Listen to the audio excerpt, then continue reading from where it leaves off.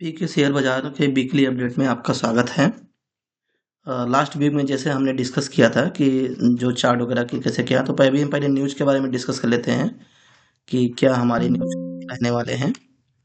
तो ये मेरा 24 नवंबर से 29 नवंबर का जो है सैटरडे तक का डेटा है। तो इसमें डेटा में अगर देखेंगे तो अभी जो न्यूज़ आने वाला है, industrial production year to year October month का आएगा, जो 28 को आएगा। मतलब ये लास्ट को, ये मान के चलो कि आपका फ्राइडे को आ रहा है, तो उसका ज़्यादा कोई इम्पेक्ट हमें यहाँ पे दिखेगा नहीं। यहाँ पे अगर देखेंगे मीडियम इम्पेक्ट है।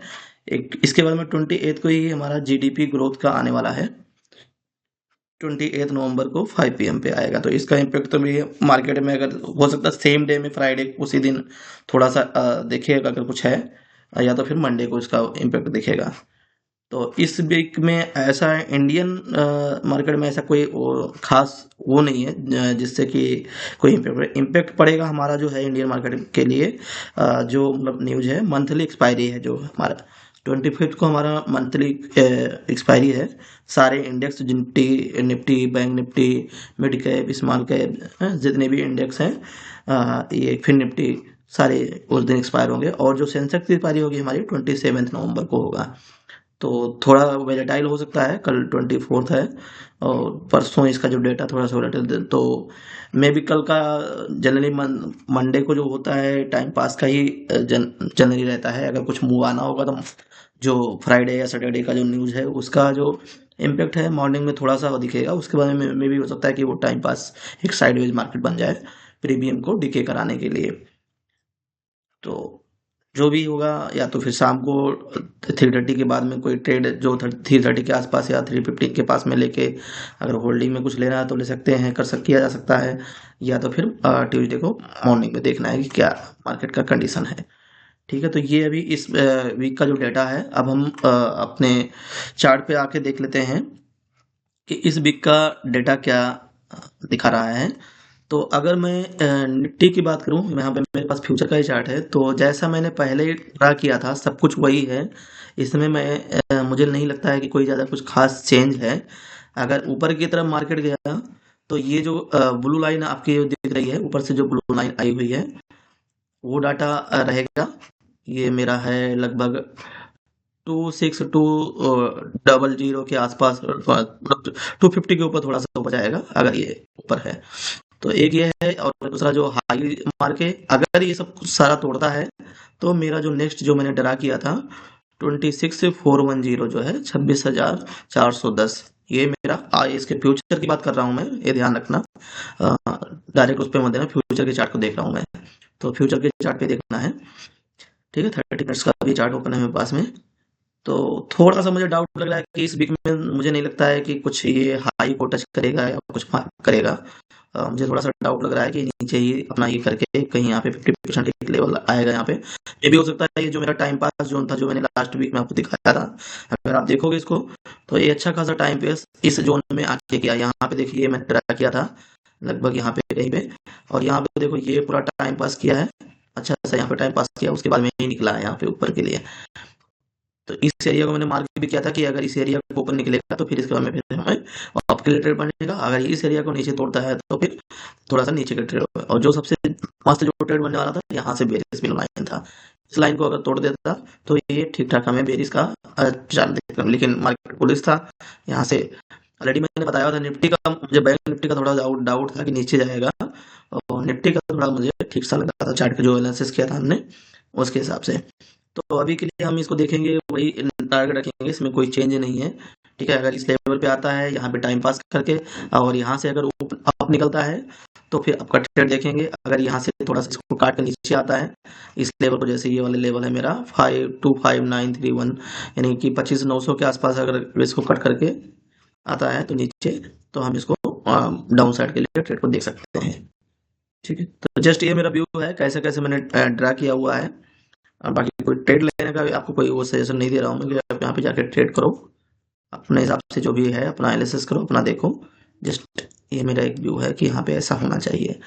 ठीक है, तो अगर इसके बाद में मैं बात करूँ बैंक निफ्टी की बात करूँ, बैंक निफ्टी में मैंने थोड़ा सा चेंज किया है। जो लास्ट टारगेट था और जो अभी का टारगेट है इसमें थोड़ा सा यहाँ पे चेंजिंग है। अगर ये देखो यहाँ पे पहले हमारा जो हाई था यहाँ पे कहीं आसपास के था, अब ये मैंने यहाँ पे टॉप जो है हाई बनाया है अभी, हाई है 59473 का आसपास का जो हाई है वो हाई लिया, तो इसके हिसाब से मैंने टारगेट ड्रा किया है। ठीक है, तो ये एक लेवल मैंने लास्ट टाइम ही ड्रा किया था।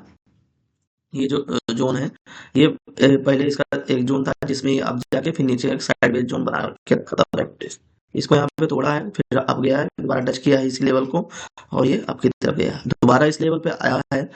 अगर ये यहाँ से घूम जाता है ऊपर के लिए तो फिर एक ऊपर का टारगेट बनेगा।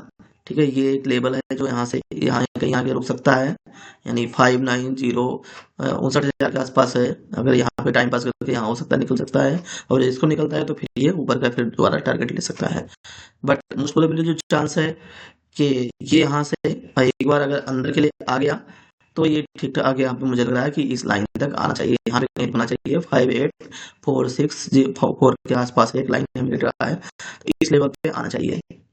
ठीक है, इस लेवल पे आके यहाँ से अगर ये अब गया तो फिर एक बढ़िया पुल्स मिलेगा एक धीरे धीरे करके यहाँ पे, और नहीं तो फिर यहाँ से बेस इसका सिग्नल है।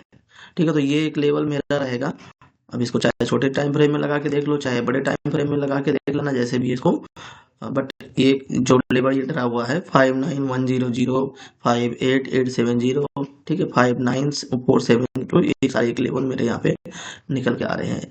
तो इसमें ट्रेंड लाइन और फिबोनाची और अलग अलग टाइम फ्रेम में एनालिसिस करके मैं डाल रखा हूँ, क्योंकि यहाँ वीडियो में अगर मैं एनालिसिस करने बैठ जाऊँ तो थोड़ा सा ज़्यादा लॉन्ग हो जाता, तो एक छोटा सा मैंने यहाँ पर बस एंट्री यहाँ दे दिया कि कैसे कैसे मैंने यहाँ पे बनाया है।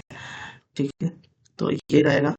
बाकी मंथली एक्सपायरी है तो अभी स्टॉक के डिटेल में ज़्यादा वो नहीं करेंगे कि कौन सा स्टॉक है क्या स्टॉक, उस हिसाब से देख लो कि जो जो ज़्यादा डाउन अगर बना कर रखा है तो थोड़ा सा हो सकता है उसमें रिकवरी आए, या जो ज़्यादा हाई पे एकदम बहुत अच्छा इस मंथ में अगर बुलिश पे गया है तो थोड़ा सा उस पर डाउन साइड के लिए हमें चांस मिल सकता है। ठीक है, तो आप चैनल को लाइक करिएगा और सजेशन दे सकते हैं, आप कमेंट में डाल सकते हैं कुछ, अगर आपको लगता है थोड़ा सा इम्प्रूव करना है। धीरे धीरे थोड़ा थोड़ा मैं कोशिश कर रहा हूँ कि एक अच्छा से डिटेल में, क्योंकि मैं अभी थोड़ा ज़्यादा डेप्थ में नहीं जा रहा हूँ कि टेक्निकल कुछ बताया हूँ, थोड़ा सा फंडामेंटल भी लर्न कर लो, फिर उसके बाद में धीरे धीरे हम आगे इसको बढ़ते हैं। तो स्टडी करके आप थोड़ा सा काम करोगे तो मे भी शायद आपका ये इसमें चांस रहेगा कि हाँ, लेकिन अगर आप ऐसे बिना स्टडी के काम कर रहे हो, और फ्यूचर ऑप्शन तो बहुत ही रिस्की होता है अगर बिना स्टडी के कर रहे हो, बिना स्टडी और बिना एक्सपीरियंस के, बिना उसके नॉलेज के, मतलब कहीं पर प्रैक्टिकल करके देख के करो, तो वो चीज़ें हैं, ऐसे नहीं घुसना चाहिए, कभी नहीं करना चाहिए, क्योंकि बहुत ही रिस्की होता है और अच्छा खासा हम ब्रोकिंग चार्ज भी पे करते हैं।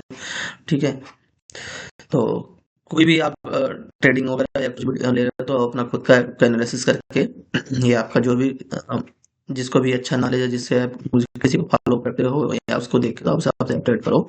देखो, मैं आपको बस यहाँ पे जस्ट अपना एक व्यू बता रहा हूँ कि ये ऐसा हो सकता है। ठीक है, ओके, मिलते हैं नेक्स्ट वीक में।